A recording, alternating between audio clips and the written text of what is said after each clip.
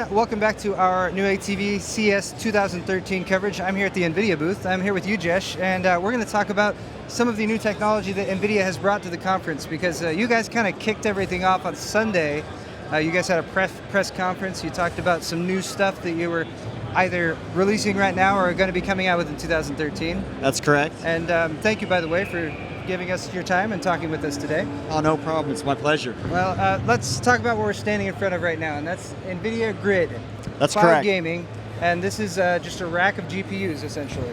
It is a highly dense gaming supercomputer right behind me. How many here. GPUs are in the Grid behind us right now? The Grid behind us can hold up to 240 GPUs. I think we said in the event Sunday night that's the equivalent of roughly 700 plus Xboxes.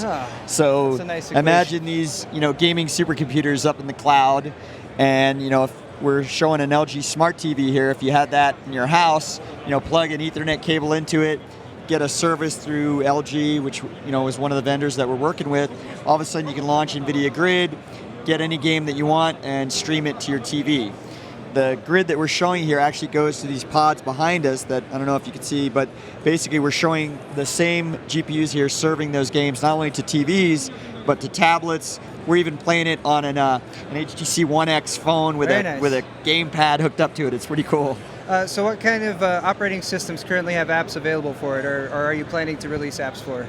Well, so we are basically taking PC games that folks already have in console games, and because it's all cloud-based, we could stream it to any kind of client. Any device that can build that in to receive that signal? And, yeah, we built a receiver app that you install on either your smartphone. So we've got one on this phone, the tablet. We've even got a MacBook, I think, in here. Okay. So you can play, high-quality PC games even on the Mac. Mac users playing PC games? Mac users playing PC games. Unprecedented. And we're streaming those off the cloud.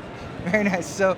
And this one's just running simply off of a smart TV, so you don't even have any external box or anything connected to it. There's nothing connected to it underneath. All you really got to have is a controller. That's correct. And then you can play your PC games. So all the rendering done in the cloud, fed straight to you, and that is cloud gaming at its finest. So that's our quick look at Grid. And next up, we're going to move on to Tegra 4. Tegra 4. So Tegra 4, speaking of, we're over here at the Tegra 4 station. And what do we have? You got a big old TV right there. We got a ginormous TV behind. I think it's an 85-inch. 85-inch 4K. 4K TV. 4K television. All right. Television. So 85K, 4K television behind us. 85K, 85-inch. 85K. Next year. Next year with the Tegra 6, we'll support 85K. 4K TV. Wow, right. Been a long day. Back here we have a Tegra 4 tablet, and what we're doing is we're showing how Tegra 4, because of all the processing capabilities that we have in Tegra 4 with our quad-core CPU and the 72-core GPU, we're able to play back 4K video streaming off of HDMI to this big screen TV behind us. So you guys are really looking forward to the Tegra 4 being like kind of the next chip for a mobile platform, whether you're looking for, like, apart from tablets, are you planning to integrate the Tegra 4 into other devices? Obviously you have the Shield, which we're hopefully going to take a look at in just a minute. Are there other applications and devices where you're looking to apply the Tegra 4 chip and that processing power, the graphics power? Absolutely. I mean, we've built it for tablets, we've built it for phones. With Microsoft releasing, Windows RT, we believe it's powerful enough to go into PCs as well. In the booth over there, you can maybe take some shots of it. You'll see, the Tesla Model S. Yes. It's going into cars as well. So, any type of computing device that requires extreme amounts of energy efficiency, but very good graphics and processing capabilities, that's a target market for us with Tegra. So if you guys haven't seen it yet, the Tesla Model S is actually a shipping model, and all of these displays in the car are powered by a Tegra chip, and they're all interactive, and you get this big bright display, and it can feed you whether it's content from the internet or music that you're playing while you're on a road trip, or pretty much anything, or of course all of the important information about the vehicle itself, all displayed there by Tegra, nice and fluidly. You get a really cool UI, and it's very distracting while you're driving, I'm sure, but altogether a great experience, especially to integrate into a vehicle like the Tesla. Well, yeah, it's actually interesting. The goal, and we've been working a lot with the auto guys. You can imagine driver safety is super important. Oh yeah, that's got to be paramount. The reason we put the graphics in there, actually, they look at glanceability. How quickly could you look, get the information you want, and look back up? The other areas that we're working with them on using our processing capabilities is maybe you have cameras within the car itself. As a driver, if I'm nodding off and falling asleep, it'll see that through image recognition, sound an alarm to wake you up. Very nice. There's backup cameras and camera technology so you don't accidentally back up or drive over things. So driver safety is a big part of what we're doing as well. That's a great application. That can save lives. That will save lives, guaranteed. Hopefully. So that's a great application for it as well. So there's a quick look at the Tegra 4 for you guys. All right, we are now to like sort of the big reveal from your guys' press conference, and that was the NVIDIA Shield. And That's for correct. those of you folks who might not have seen, what is the NVIDIA Shield? So basically, Project Shield is a portable gaming device. It's built for Android and PC.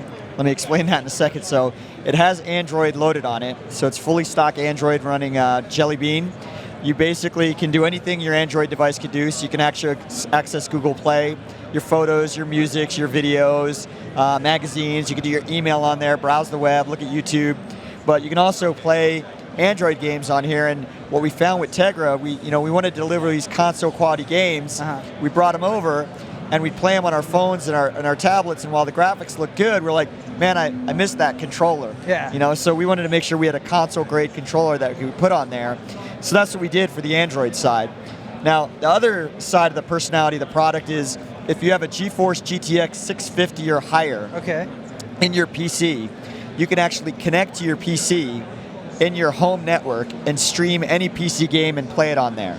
So it sort of acts as a receiver. You can render the game on your computer, set up the Project Shield to receive that, and then you could also connect this, for instance, to a big screen television and play your games live that way? Exactly. So some people are like, well, if you're a PC gamer, why would you want to do that? Why wouldn't you just play on your PC? Well, a couple reasons. One is maybe you do want to play on a big screen TV, and I know folks like Valve have Steam Big Picture, and that's why they built it. But maybe you don't want to drag your PC into the living room. Mine's heavy. Now you can stream it from your PC to this device and then put it up on your TV. So now you get Steam Big Picture in your living room. But another way to do it is, I'm going to show my age here. I'm getting over 40. And I'm playing a game like Skyrim. You put 40, 50 hours in that game and you haven't finished any of the quests yet. Oh, yeah. So, I get tired sitting at my desk. Yeah.